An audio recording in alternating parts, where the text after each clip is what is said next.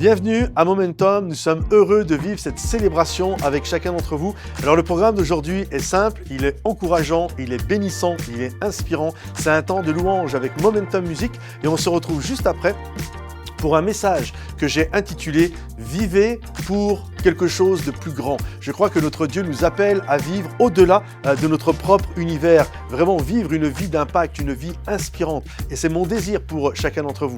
Alors vraiment, je vous encourage même à liker cette vidéo pour qu'elle puisse être dans le fil d'actualité ou peut-être même partager cette vidéo à quelqu'un qui a besoin de vivre quelque chose de beaucoup plus grand avec Dieu. Et je crois vraiment que ça va être une source de bénédiction pour cette personne-là. Alors, on vit le moment de louange, on se retrouve juste après.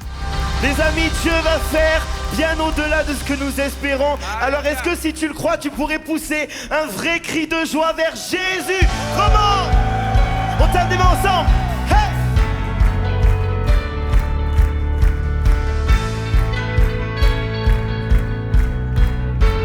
Allons, on chante ensemble dans la vallée. Dans la vallée des peurs et des larmes, je ne crains rien, car tu es avec moi. Oui, tu es avec moi. Face aux géants, dressés devant moi, je chanterai que tu es avec moi. Oui, tu es avec moi. Yeah. Emmène-moi au-delà, au-delà. Ma confiance est en toi. Je veux marcher par la foi. Est-ce que tu le crois cet après-midi? Emmène-moi au-delà, au-delà. Non, tu ne me laisses pas. Quand mon combat est ton combat. Hey, libre, comme l'océan. Quand l'océan rugit devant moi, je suis en paix, car tu es avec moi. Et tu es avec moi. Emmène-moi au-delà, au-delà. Ma confiance est en toi. Je veux marcher par la foi. Emmène-moi au-delà, au-delà. Tu ne me laisses pas, car mon combat est ton combat. Et un, deux, trois. Tout le monde, tout le monde. Est-ce qu'il y a des hommes ce matin, cet après-midi? Tout le monde.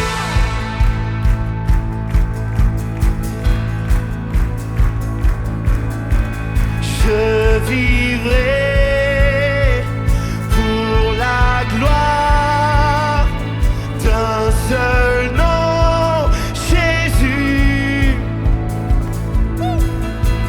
Et à jamais ma victoire porte un nom, Jésus. Allons, on y va ensemble. Hey! Je vivrai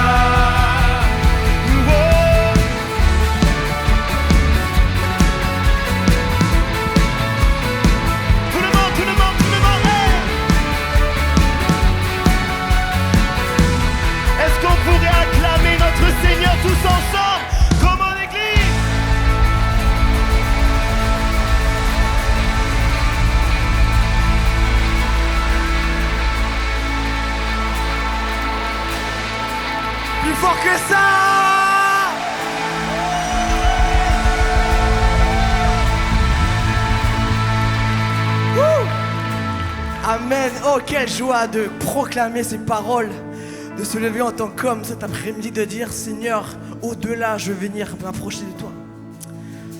On va déclarer, on va proclamer encore cet après-midi que Jésus, tu es tout pour moi. Je te suivrai, même quand l'orage vient, même quand l'angoisse vient, je serai là, je me tiendrai debout. En tant qu'homme, je veux me tenir debout, ferme, sur le rocher, car tu es le rocher sur lequel je m'appuie.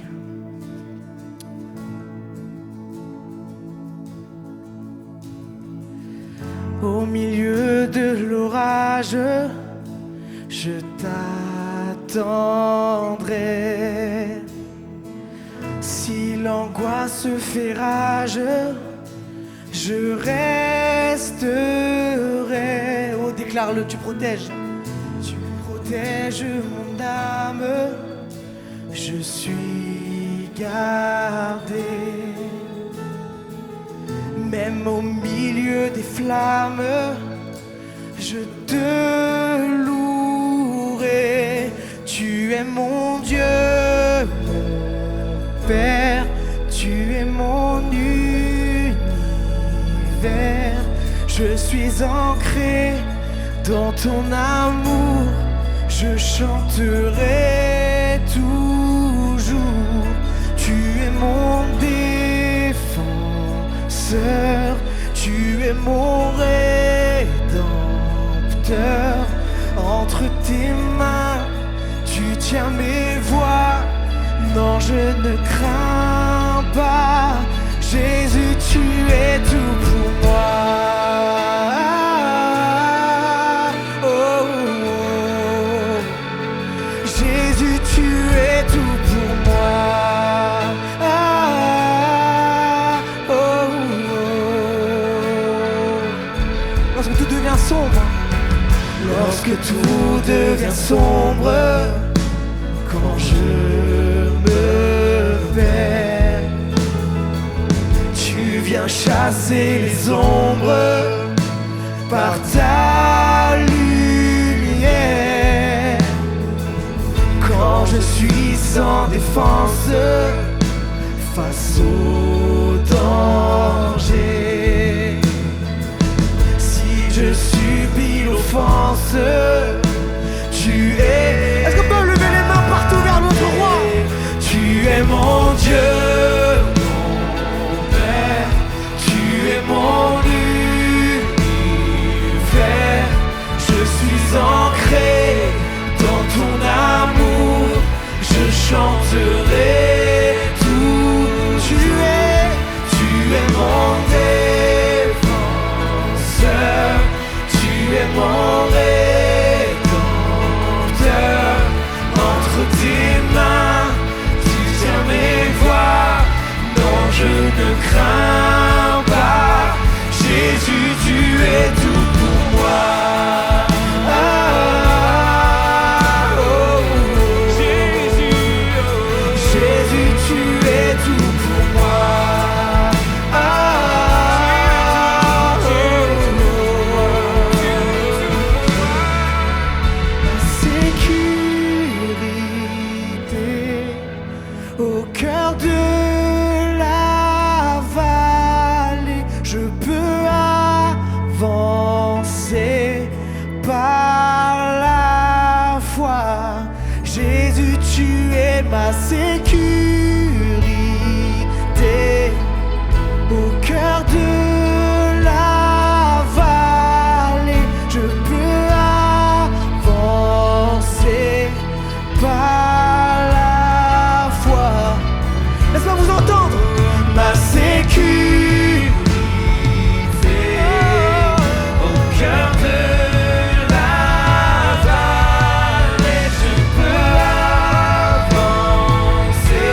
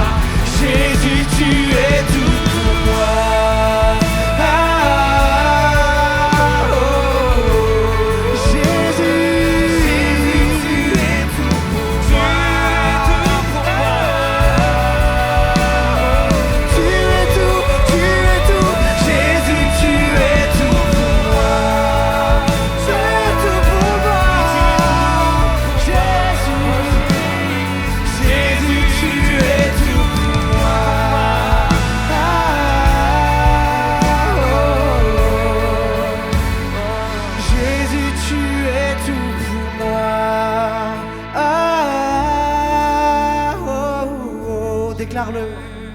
Jésus, tu es tout pour moi. Jésus, Jésus, Jésus, tu es tout pour moi. Tu es tout pour moi. Jésus, tu es tout pour moi.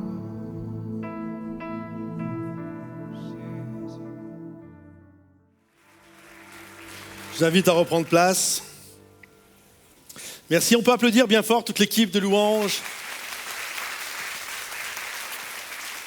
J'aimerais également qu'on accueille chaleureusement tous ceux qui nous rejoignent par Internet, Momentum sans frontières, devant leur écran. Est-ce qu'on peut les applaudir bien fort? Soyez les bienvenus, tous ceux qui nous rejoignent sur Internet. Alors, aujourd'hui, je suis dans la joie de débuter une nouvelle thématique qui s'intitule « Levons-nous et bâtissons ». Levons-nous et bâtissons, c'est une phrase, une expression qui est tirée d'un livre de la Bible, du livre de Néhémie. Alors vous allez voir toute la direction artistique des diapositives, des slides sont bâtis justement, sont construits sur cette pensée de levons-nous et bâtissons. Et on va regarder à travers l'histoire, un livre de la Bible, le livre de Néhémie, comment se lever et comment bâtir dans sa propre vie ce que Dieu désire pour chacun d'entre nous. Et Néhémie, mes amis, ce qui est intéressant dans sa vie, c'est que Néhémie, contrairement à quasiment tous les autres auteurs de livres, ce n'est pas quelqu'un qui fait partie du clergé. C'est-à-dire, ce n'est pas un prêtre, ce n'est pas un pasteur, ce n'est pas un sacrificateur. Néhémie, c'est un monsieur qui travaille dans le séculier, mais que Dieu va utiliser, qui va porter en lui un fardeau. C'est absolument pas un prophète, mais quelqu'un qui va porter un fardeau pour faire une différence pour le royaume de Dieu. Et je crois que ça tombe bien parce que 99% d'entre vous n'êtes pas pasteur, si je ne me trompe pas. Donc, Néhémie, on peut facilement s'identifier à lui. Et la chose que nous devons comprendre lorsque nous désirons être des personnes qui vont faire une différence, c'est qu'il y a des choses qui doivent être implantées littéralement à l'intérieur de nos vies. Et déjà nous-mêmes, en tant que parents, Dieu nous donne des enfants et ces enfants, nous sommes appelés à planter à l'intérieur d'eux des graines de grâce et de bénédiction. Si vous êtes parents, écoutez bien ça. Si vous ne plantez pas de la qualité dans vos enfants, ne vous attendez pas à récolter de la qualité lorsqu'ils seront adultes. En d'autres termes, si vous ne plantez pas dans vos enfants des graines d'altruisme, de courage, de courtoisie, de gratitude et de reconnaissance, ne vous attendez pas un jour, une fois qu'ils seront adultes, à récolter littéralement ce fruit-là. Parce qu'un enfant, si on ne plante pas ses graines en lui, vous savez ce qui va se passer? Il va croire que tout tourne autour de son nombril. Est-ce qu'il y a des parents qui sont là? Il y a des parents? Vous le savez, n'importe quel enfant, même moi quand j'étais enfant, tout le monde. En fait, l'enfant pense que tout tourne autour de son univers. C'est pour ça que nous sommes appelés à planter à l'intérieur d'eux ces graines de courage, ces graines d'altruisme, afin qu'ils puissent prendre conscience, littéralement, du monde, littéralement, qui les entoure. Et afin qu'ils ne pensent pas que tout tourne autour d'eux. Je ne suis pas né, et vous non plus du reste, nous ne sommes pas nés pour vivre et mourir, afin d'acheter une maison et de rembourser notre crédit. On n'est pas né pour ça. Vous n'êtes pas né pour vivre et mourir, pour littéralement enrichir un propriétaire en payant votre loyer. Vous n'êtes pas né pour acheter le dernier iPhone à la mode. Ça ne veut pas dire que Dieu compte ces choses-là. J'ai une maison et j'ai un iPhone, ok? Qu'on s'entende bien. Mais quand Dieu a pensé à moi dans l'éternité, à ma venue un jour sur cette terre, il ne m'a pas créé pour qu'un jour je puisse m'acheter l'iPhone. C'est pas ça. Le but de ma vie sur cette terre, c'est pas de m'acheter une maison et de m'acheter un iPhone. Est-ce que vous êtes d'accord avec moi? Quand Dieu t'a créé, c'est pas pour ces choses-là. Il t'a créé pour quelque chose de bien plus supérieur. Et la question que j'aimerais vous poser, que je me pose, et que l'on peut se poser en tant qu'Église, si demain, admettons, je meurs, ou que toi, tu meurs, est-ce que ça va manquer, à part à ta maman, ton papa, ton épouse, peut-être tes enfants, est-ce que ça va manquer à quelqu'un?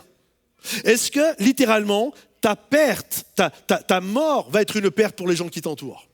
C'est une vraie question, ça.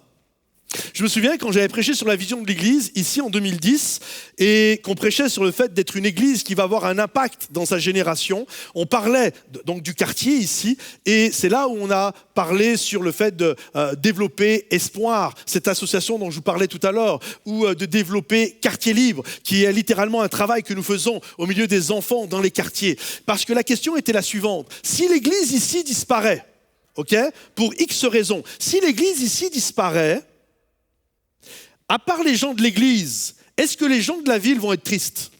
Ou les gens de la ville ne verront même pas qu'on n'est plus là? C'est une vraie question. Est-ce que les gens vont être tristes qu'on ne soit plus là, ou les gens n'en ont rien à faire? Ça va juste décevoir quelques chrétiens. J'espère que vous êtes avec moi, mais nous avons bâti une église, et c'est pour ça qu'on a Espoir, c'est pour ça qu'on a Quartier Libre, afin que si demain l'église n'est plus là, je peux vous garantir que dans le quartier, ça va se savoir. Parce qu'on aide les gens. Parce qu'il y a ce désir, et c'est pareil pour notre vie. Si demain je meurs, est-ce que ça va être une perte pour les gens? Dites oui, s'il vous plaît. Est-ce que vous comprenez? Et j'ai intitulé mon message d'aujourd'hui, « Vivez pour plus grand ». Vis pour plus grand. Donne un sens, littéralement, à ta vie. Vis pour plus grand que ton propre univers. Vis pour plus grand que ton propre nombril. Donc, juste pour que vous compreniez un peu le CV, le pédigré de Néhémie. Néhémie est quelqu'un qui est né dans un autre pays que le sien. C'est un immigré dans le royaume perse. Et Néhémie est né suite à une déportation. Il y avait le royaume d'Israël, le royaume du Nord et du Sud, et à cause de leur mauvaise attitude, malheureusement, ils vont connaître une déportation à Babylone, en Assyrie, et dans cette déportation, il y en a quelques-uns qui sont restés là en captivité, mais c'est juste un petit noyau. Et la plupart se sont retrouvés à naître littéralement, à vivre ou à naître dans un pays qui n'est pas le sien, qui n'est pas le leur. Et ils ont grandi comme ça, comme des immigrés ou des fils d'immigrés, comme moi je suis, comme plusieurs dans cette église vous êtes, et ils ont grandi dans ce lieu. Et là, comme nous, on se développe et on prend dans le pays où nous sommes, on fait des études, on fait tout ce qu'on a à faire pour essayer d'avoir la meilleure vie possible. Et Néhémie a bien réussi quand même. Néhémie se retrouve à travailler au palais royal. Il se retrouve à travailler pour le roi. Il est le sommelier du roi. Il est l'échanson. Il est celui qui sert le vin au roi, qui le goûte, qui choisit les vins, qui choisit toutes ces choses-là. Et un jour, son frère, Hanani, va venir d'Israël, parce que maintenant beaucoup de Juifs retournent en Israël. Il y a quelqu'un qui vient voir Néhémie et qui va lui donner des nouvelles de ce qui prend place en Israël. Écoutez bien. Hanani, l'un de mes frères, et quelques hommes arrivèrent de Juda. Je les questionnais au sujet des Juifs réchappés qui étaient restés de la captivité et au sujet de Jérusalem. Ils me répondirent, ceux qui sont restés de la captivité, donc ceux qui sont toujours en Israël, ceux qui n'ont pas fait le switch, sont là dans la province, au comble du malheur et de l'opprobre, de l'humiliation. Les murailles de Jérusalem sont en ruine et les portes sont consumées par le feu. Lorsque Néhémie entendit ces paroles, je m'assis et je pleurais. Et je fus plusieurs jours dans la désolation. Une tristesse immense a envahi son cœur. Et là, il prend la décision de jeûner et de prier devant le Dieu des cieux. En fait, beaucoup sont rentrés chez eux, et c'est ce que Hanani dit à Néhémie.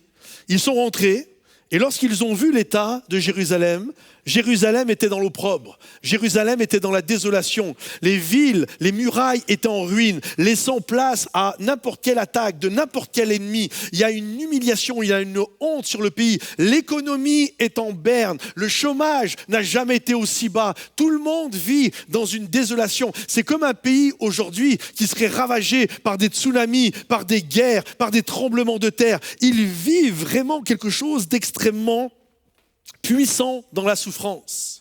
Et là, Hanani dit ça à Néhémie, et ensuite, lui, il part. Mais Néhémie prend l'info. Il prend cette information, et Néhémie ne balaye pas l'information. Il vit, ça devient un poids, ça devient un fardeau sur ses épaules, à tel point qu'il va se mettre à pleurer. Il va se mettre à pleurer parce que dans son pays d'origine, il y a un drame qui prend place, parce que les gens qu'il aime, il y a quelque chose. Et lui, il a beau avoir une belle place, être bien dans un palais, il y a quelque chose qui vient se mettre sur ses épaules. Il se met à pleurer et il prend la décision de jeûner et de prier. Premièrement, ce matin, vivre au-delà des frontières de son propre univers. Comprendre que tout ne tourne pas autour de ma petite personne. Il y a des choses qui prennent place à travers le monde. Vous savez, nous pouvons être exposés, chacun d'entre nous, à la même information, mais suivant qui tu es, tu vas recevoir l'information de manière différente.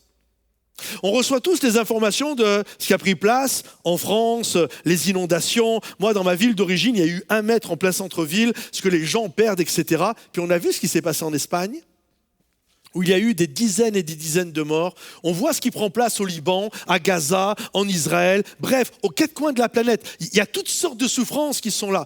Et là, je me souviens, la semaine passée, je parlais de ce qui se passait en Espagne, et la personne avec qui je parlais, tu vois, c'était juste, ah ouais, c'est un truc de dingue, l'eau qui passe, etc. Tu avais l'impression qu'il parlait d'une série Netflix. Voyez-vous ? Et j'en parlais, je parlais de ça avec ma fille, Colline, je lui montre, regarde ce qui prend place en Espagne, etc. Et quand elle a vu la vidéo, quand elle a vu ce qui prenait place, elle était là, oh non. Et j'ai vu, vraiment, ça l'a amené dans un état de souffrance. On est tous exposés ici aux mêmes informations, mais littéralement, suivant qui tu es, on va percevoir l'information de manière différente. Il y en a, ça glisse, et il y en a, ça devient un fardeau. Et Néhémie, c'est vraiment ce qui a pris place. Vous savez, quand on cherche un but à notre propre existence, une raison d'être, il y a 2 choses que nous pouvons voir. La première chose, c'est qu'est-ce qui me passionne ? C'est quoi ta passion ? C'est quoi qui te passionne ? C'est les enfants, c'est le médical, c'est la prédication, c'est le chant, bref, il y a tellement de choses. C'est quoi qui te passionne ? Ça, c'est une manière de voir. C'est une manière de voir quel est mon appel ? Mais il y a une autre manière de voir, et souvent nous la négligeons, celle-là.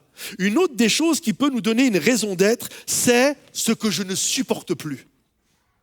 Vous comprenez ? Je ne supporte plus de voir des gens qui sont dans la rue en train de mourir de faim. Je ne supporte plus qu'il y ait des femmes qui soient battues. Je ne supporte plus de voir des gens qui sont rabaissés à cause de leur couleur de peau. Je ne supporte plus, vous comprenez ? Parfois, notre appel vient d'une passion, de quelque chose que nous aimons profondément, et parfois, notre appel vient littéralement de quelque chose, je ne supporte plus ces choses-là. Et parce que je ne le supporte plus, je vais me lever pour prendre soin des gens qui sont en train de souffrir. Néhémie est à l'abri, il est tranquille, il est dans un palais, il travaille pour le roi. Il a certainement une belle tenue, des belles toilettes, il sent bon, il a un bon job, il a la manucure, il a tout. Il aurait pu dire, bon, ça ne me regarde pas, tu vois. Néhémie, ce n'est pas un boulanger qui fait des baguettes. Et si tu es boulanger, sois béni. Ok ? Ou un cordonnier qui fait des chaussures. Et si tu es un cordonnier, sois béni. Mais ce que je veux dire par là, c'est que Néhémie travaille dans les hautes sphères de la société. Il aurait pu dire, bon, je vais faire un petit don, je vais leur envoyer 500 €, j'ai vu un enfant qui pleurait, j'ai vu une vidéo passer, ça va leur faire du bien. Non, Néhémie, en fait, et j'arrive à le comprendre parce que ça fait partie aussi de son peuple d'origine, il y a quelque chose qui vient le faire souffrir. Et il est là, je ne peux pas accepter. Et peu importe que tu aies 30 ans, 40 ans, 50 ans, 60 ans, j'aimerais te dire, mon ami, si tu n'es pas préoccupé par quelque chose qui est au-delà de ta propre vie, tu n'as pas encore vraiment vécu. C'est lorsqu'il y a quelque chose, lorsqu'il y a une préoccupation, qu'est-ce qui te touche ? Qu'est-ce qui te touche aujourd'hui ? Qu'est-ce qui te met en émoi ? Pourquoi es-tu prêt à te battre ? Pourquoi ce matin es-tu prêt ? Si 2 secondes tu y réfléchis, pourquoi es-tu prêt à te mettre en danger ? Est-ce qu'il y a des choses pour lesquelles tu dis là je suis prêt à me mettre en danger ? Et pas obligé de changer le monde entier, hein. Ça peut être pour ta famille, ça peut être pour ton église, ça peut être pour une association spéciale, etc. Mais pourquoi je suis capable de vivre et de travailler fort pour que les choses aillent de l'avant ? Parce que quand nous regardons la parole de Dieu, nous voyons que tous les personnages qui nous inspirent, mes amis, sont tous des personnages qui vivaient pour quelque chose de plus grand qu'eux. Moïse vivait pour quelque chose de plus grand que lui. Paul vivait pour quelque chose de plus grand que lui. Comprenez-vous ? Et Jésus, l'exemple ultime, vivait pour quelque chose de plus grand que lui. Jésus lui-même, en parlant de sacrifice, tout le monde a payé le prix, tout le monde a fait des sacrifices, mais le sacrifice ultime, c'est Jésus. Comprenez-vous? Pourquoi es-tu prêt à te mettre en danger? Qu'est-ce qui fait vibrer ton cœur? Qu'est-ce qui fait battre littéralement ton cœur? J'ai noté ceci. Néhémie était troublé, bouleversé et perturbé dans son esprit. C'était au point que lorsqu'il se présenta devant le roi, il avait tellement jeûné et était devenu si triste que le roi lui dit, et on voit ça dans Néhémie 2:2, « Es-tu malade ?» C'est-à-dire qu'en fait, ça se voyait tellement qu'il portait quelque chose que le roi l'a vu, il a dit, « Mais es-tu malade? Mais pourquoi as-tu l'air si triste? Qu'est-ce qui touche ton cœur aujourd'hui pour que tu sois si triste?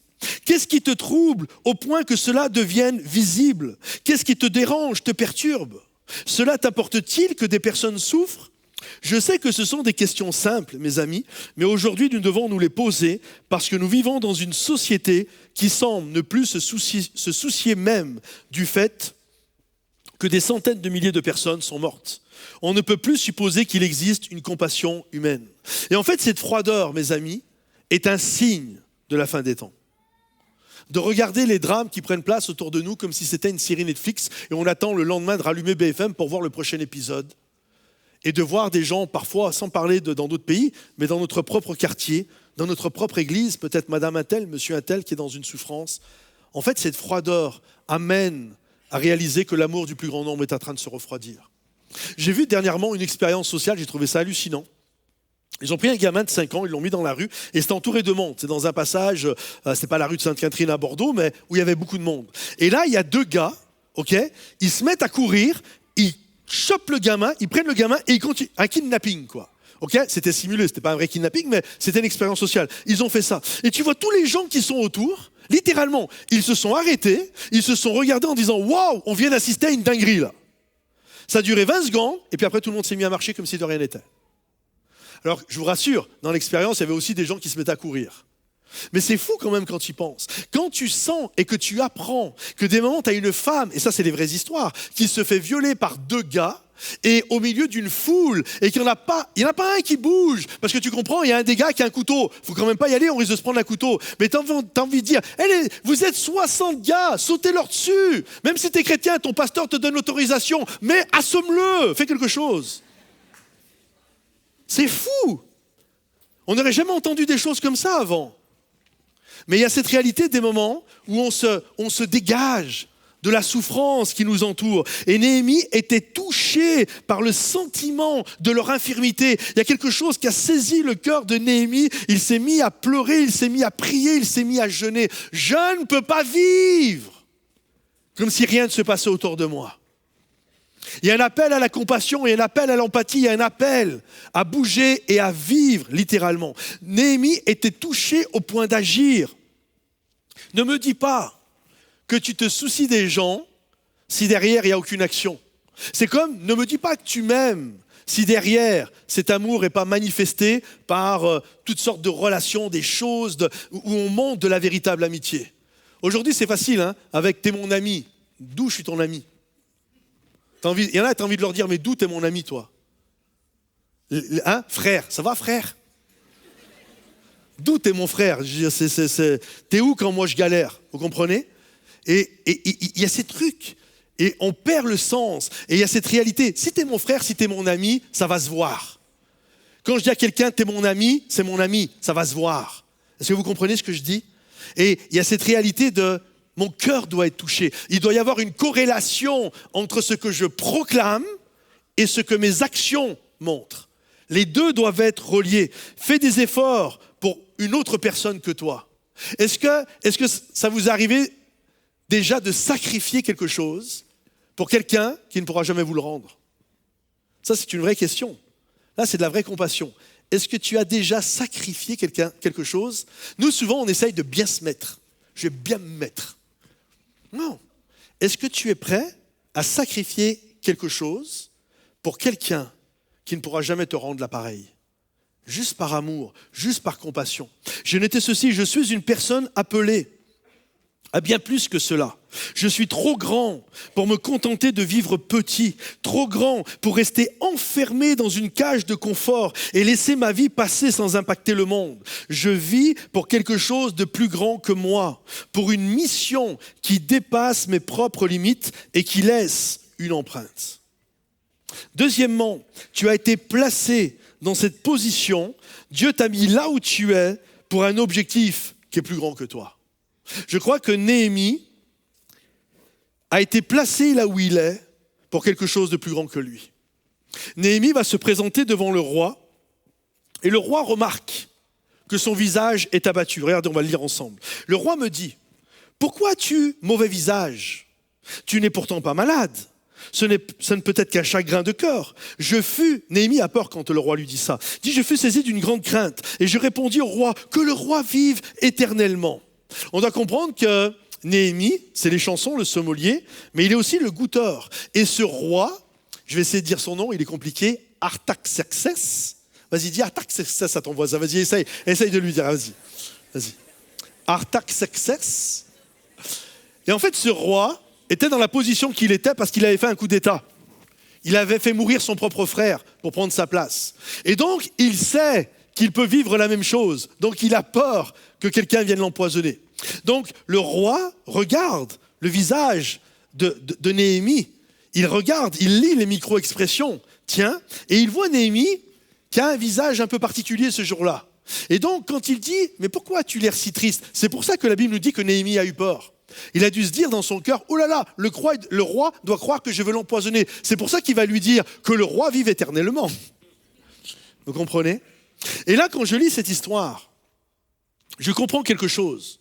Je comprends que, tout à coup, que si Néhémie est là où il est, après avoir vécu Néhémie chapitre 1, d'avoir reçu les mauvaises nouvelles, d'avoir jeûné et prié pour la situation, je m'aperçois dans Néhémie chapitre 2 que Néhémie est à la bonne place pour faire une différence. J'aimerais te dire, mon ami, Dieu sait ce qu'il fait lorsqu'il te place à un endroit. Il t'a placé à la bonne place pour faire une différence. Et Néhémie se retrouve à côté du roi.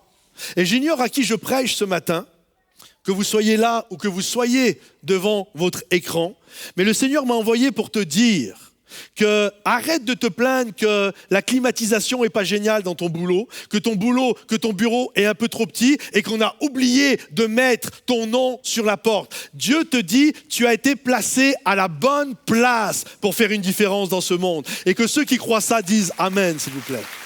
Tu as la bonne place. Ça ne veut pas dire que parfois Dieu va t'appeler à aller ailleurs.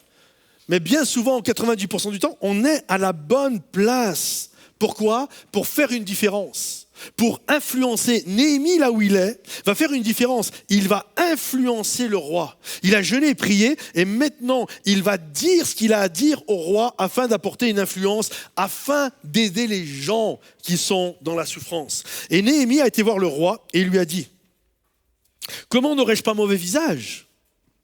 Lorsque la ville où sont les sépulcres de mes pères est détruite et que ses portes sont consumées par le feu. » Et là, le roi lui demande ce qu'il veut. Et il dit ceci. Néhémie répond ça. « Si le roi le trouve bon, et si ton serviteur lui est agréable, envoie-moi en Juda, vers la ville des sépulcres de mes pères, pour que je la rebâtisse. » J'ai été positionné là où je suis. Dieu m'a fait la grâce de vivre ce que je vis. Dieu m'a fait la grâce à moi, Patrice Martorano, d'être là ce matin, ici dans ce lieu, et d'aller, peu importe où Dieu m'envoie, afin de pouvoir rebâtir la vie des gens. Dieu t'a positionné là où tu es, que ce soit avec ta famille, tes enfants, que ce soit avec ceux de ton quartier, ton voisinage, que ce soit dans ton église, que ce soit peut-être au-delà des 4 murs, au-delà même plus grand que ça, peu importe. Il n'y a pas de grands ou de petits appels, vous comprenez? Mais Dieu m'a placé, m'a positionné, m'a mis à cet endroit, m'a mis dans cette famille, m'a mis dans cette église, m'a mis dans ce quartier, m'a mis dans cette ville. Il m'a positionné pour quelque chose de plus grand que moi, pour que je puisse faire une différence. J'aimerais illustrer ce que je viens de dire à travers une petite pièce de théâtre pour nous faire comprendre cette réalité. Bien souvent, on est pris dans nos affaires et les choses autour de nous ne nous intéressent pas. Ou alors on est juste pris dans vivre une vie zen et c'est comme la souffrance ne m'intéresse pas. Alors j'aimerais qu'on regarde ensemble cette pièce de théâtre et on se retrouve juste après.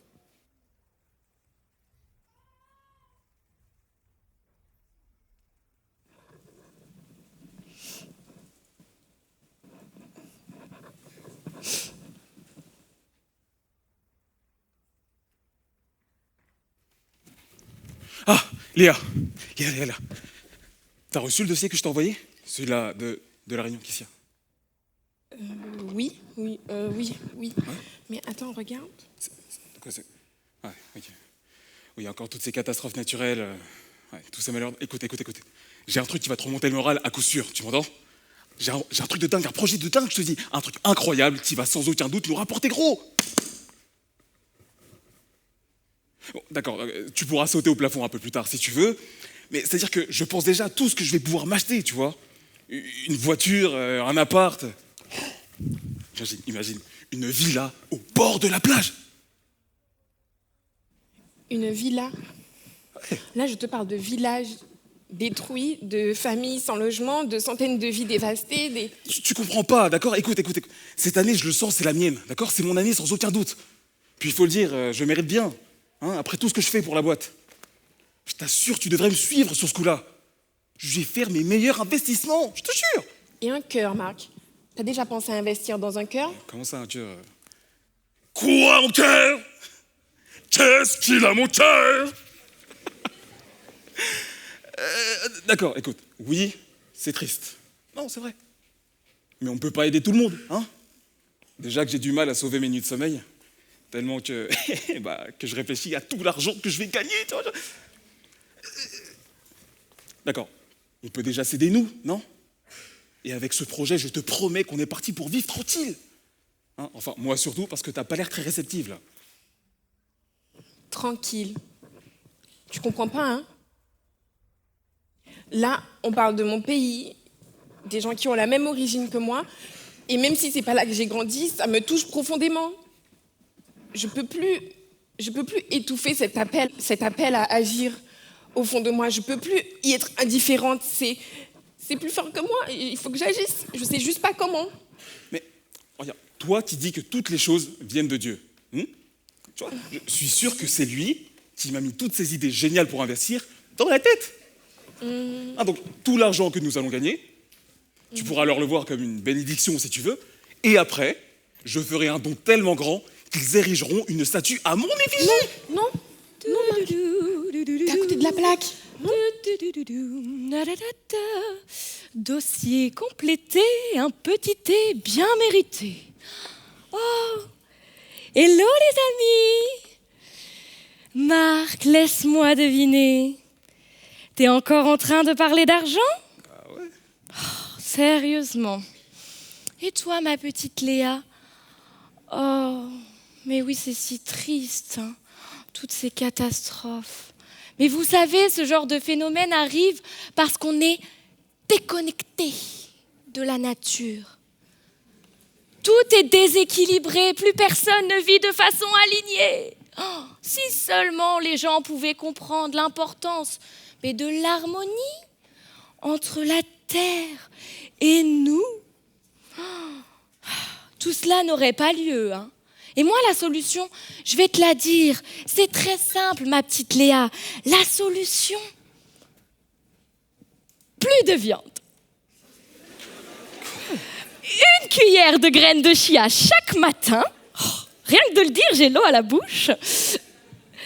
Et puis donc, moins de pollution. Retour aux racines. Toute l'humanité doit comprendre que l'on doit vivre comme les arbres ou comme les rivières, en communion avec l'environnement. Toute cette énergie. Attends, Sylvie. Tu veux dire que les arbres et les rivières vont tous nous sauver, c'est ça? D'accord. Dis-moi, tu as déjà vu des arbres payer tes courses? Ou des graines de chia, tant qu'on y est? Non mais, je veux bien essayer de comprendre, sérieusement, mais je vais plutôt te laisser dans ta communion avec les radis, parce que je ne suis vraiment pas sûr que passer la journée à danser pieds nus autour des arbres et à renoncer à mon steak va me faire gagner de l'argent. Ne prête pas attention. L'important, c'est d'être en paix avec soi-même. Tu vois, c'est super de vouloir aider tout le monde, de vouloir tendre la main à l'autre. Mais avant ça, il faut que tu t'assures d'avoir les ressources nécessaires en te recentrant sur toi-même.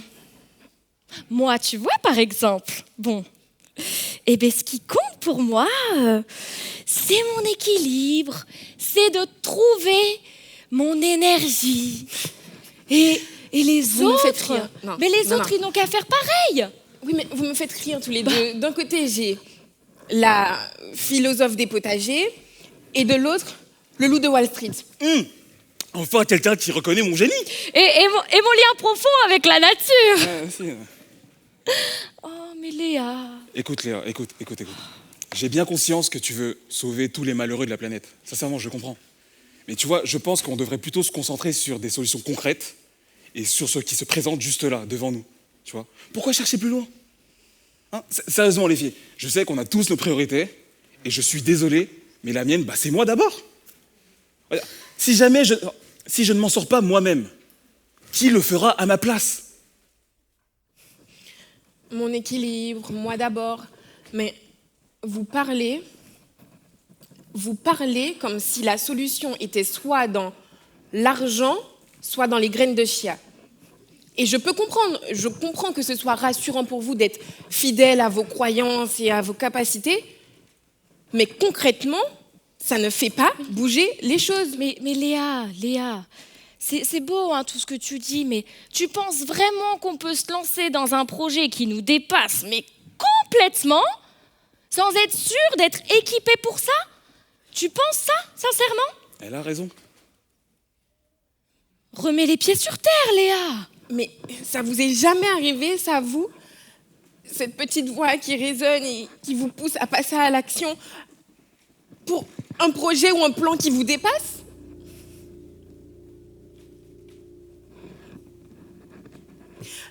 Pourquoi est-ce que je me sens si perdue ?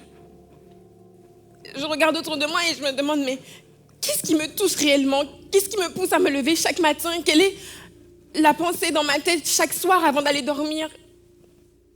Pourquoi est-ce si difficile et si lourd de passer à l'acte ? Est-ce que je rêve trop grand ?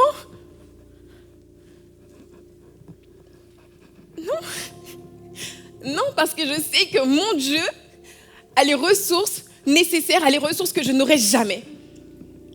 Mais à rester enfermée dans ce moi d'abord, ne vais-je pas limiter ce que je peux faire ou ce que Dieu peut faire avec moi ? En vérité, je crois que si nous répondons à l'appel que nous avons sur le cœur, des choses miraculeuses prennent place. Et oui, ce ne sera pas facile. Ça demande une volonté de se dépasser, ça demande du courage, beaucoup de courage. Mais la vraie question n'est-elle pas :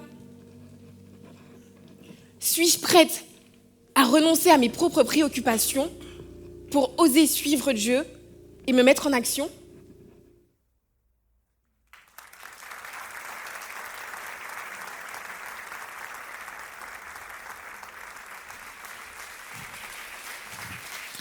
Merci à toute l'équipe.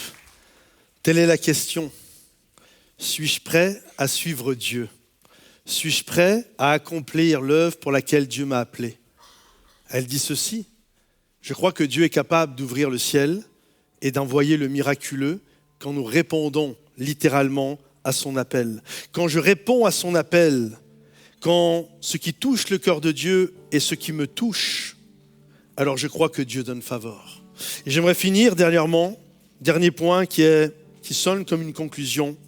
Dieu est sur le point de te donner faveur.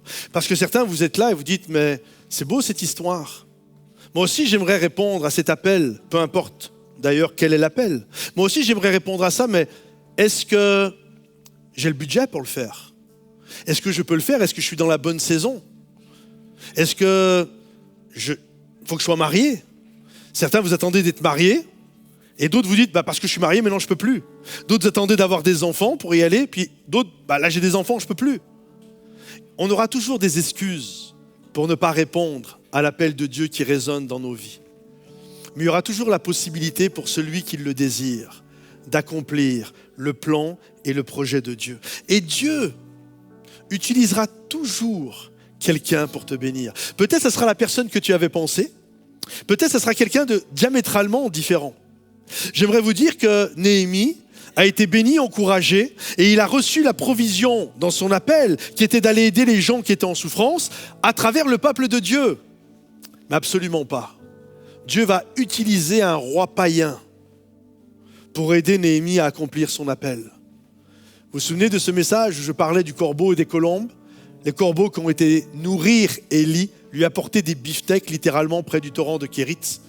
Nous pensons que la solution ne vient que des colombes, des choses de l'esprit.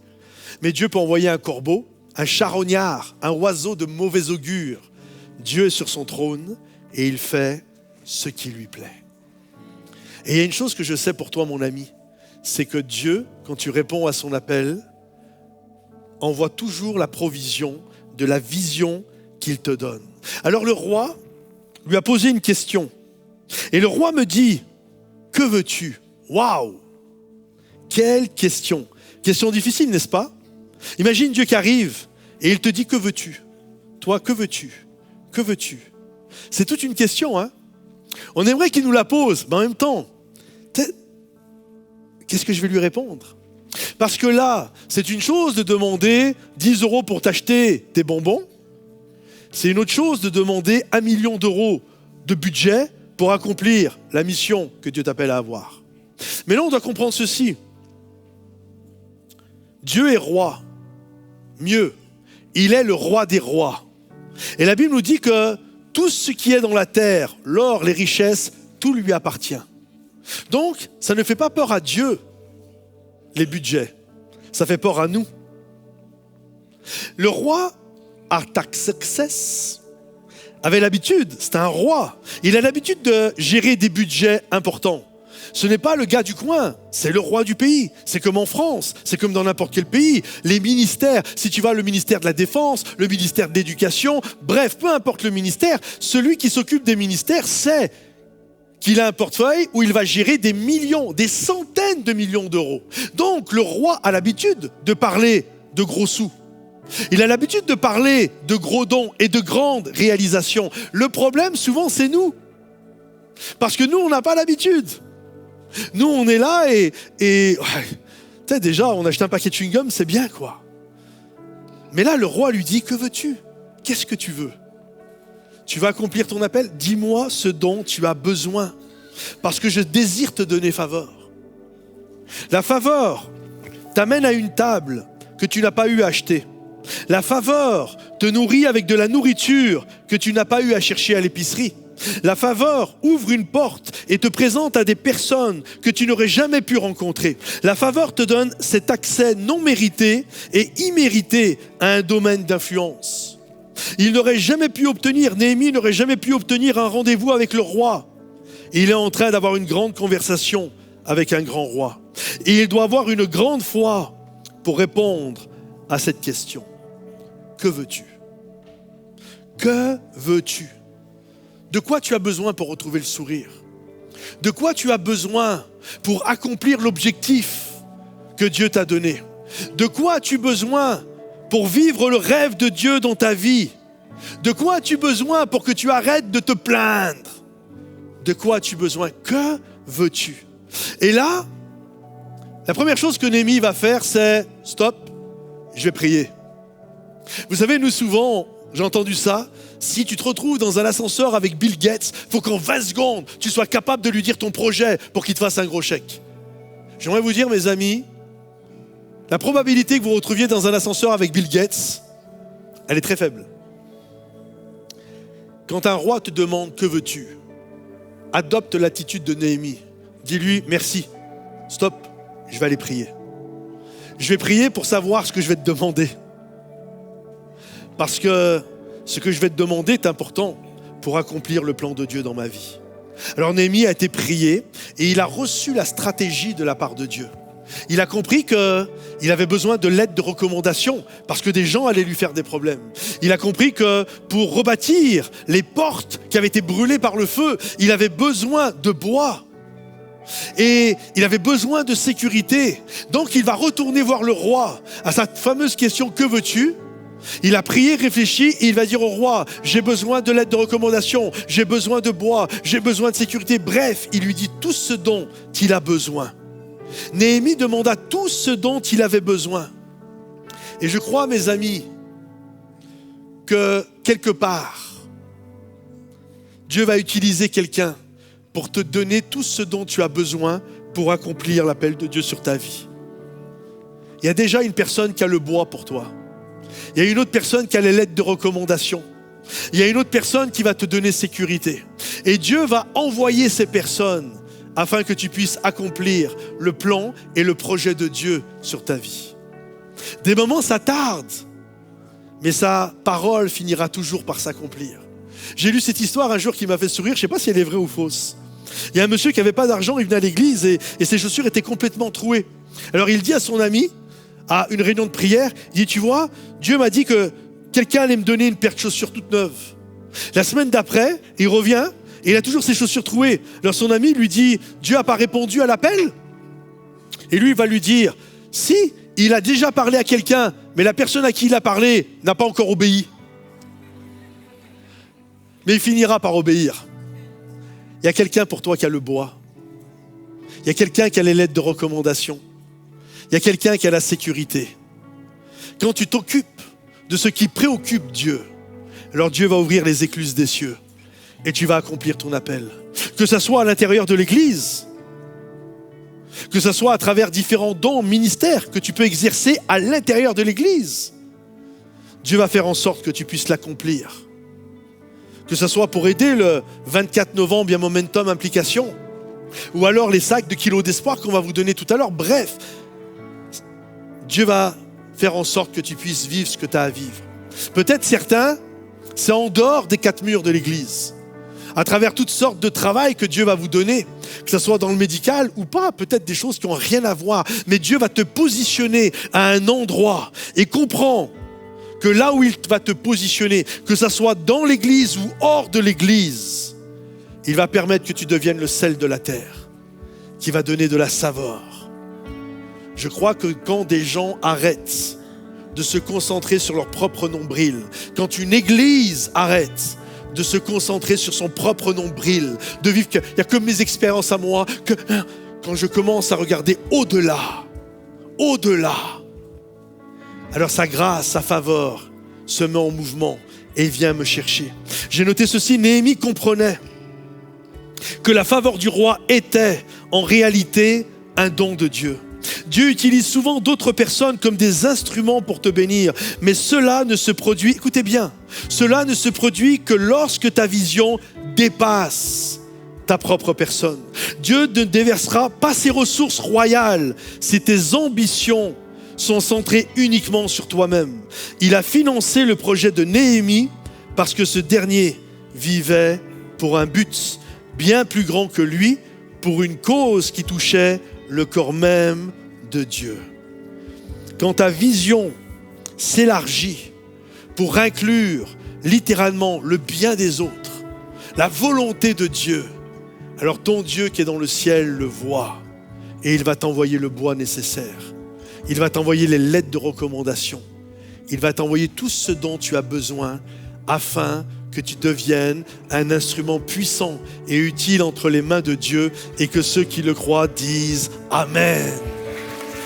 Est-ce qu'on peut se lever à notre place? Seigneur mon Dieu, je te prie pour toutes les personnes qui sont là et qui sont dans ce lieu. Je prie pour des hommes et des femmes qui vont répondre à cet appel. Je prie pour des hommes et des femmes qui vont se lever d'un même cœur, peu importe l'appel qui brûle sur leur cœur, que ce soit un appel ministériel, que ce soit un appel dans l'église ou hors de l'église. Je prie pour des hommes et des femmes qui vont chercher le bien des autres, des hommes et des femmes qui vont regarder au-delà de leur propre univers, qui vont réaliser qu'il y a un appel à vivre pour bien plus que ce que je vis actuellement. Seigneur mon Dieu, équipe, forme, donne onction, donne grâce, donne bénédiction et donne faveur dans le nom de Jésus, Père. Alors qu'avec toute l'équipe de louanges, j'aimerais qu'on reprenne ce chant, le chant Océan, qui dit « Seigneur, Saint-Esprit, conduis-moi là où je n'ai jamais encore été. Tu m'appelles au-delà des eaux. Tu m'appelles à te faire confiance dans l'inconnu, sans aucun appui. Mais je marcherai sur les eaux. Je marcherai là où tu m'appelles à être. » Est-ce qu'on peut reprendre avec Marie-Laure et toute l'équipe, qu'on puisse le déclarer comme un chant de foi, comme une prière d'intention ce matin? Alléluia.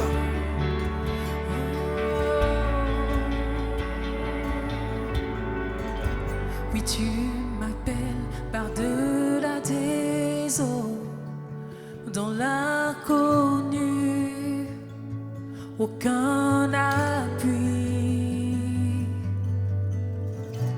Et tu te révèles dans ce mystère, dans l'abîme, ma foi demeure. Et j'invoquerai ton saint nom, portant mes yeux vers l'horizon.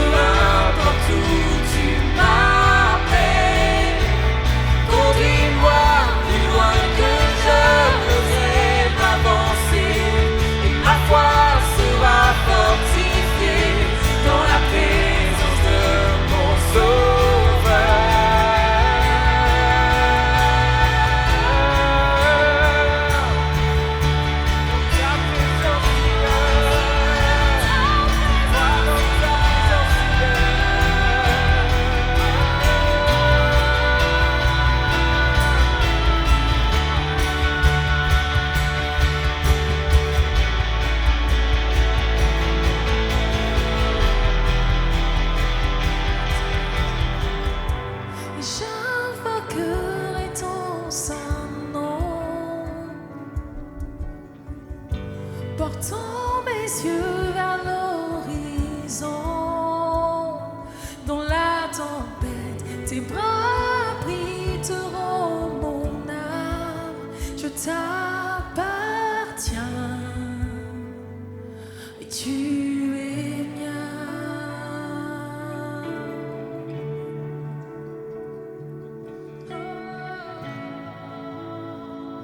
Tu es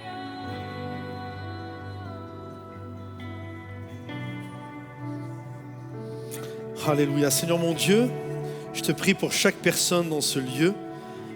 Je prie, Seigneur mon Dieu, que chacun accomplisse l'œuvre à laquelle tu l'as appelé. Nous croyons, Seigneur mon Dieu, que c'est toi qui appelles, c'est toi qui donnes les dons, les talents, c'est toi qui donnes provision et c'est toi qui donnes tout ce dont nous avons besoin. Alors je prie pour les hommes et les femmes qui sont là, appose maintenant ton onction sur leur vie et que ta grâce se manifeste. Dans le nom de Jésus, Père, je t'ai prié, ceux qui sont là comme ceux qui sont sur Momentum Sans Frontières, que ta bénédiction soit leur partage et que tous ceux qui le croient disent Amen et applaudissent bien fort notre Dieu.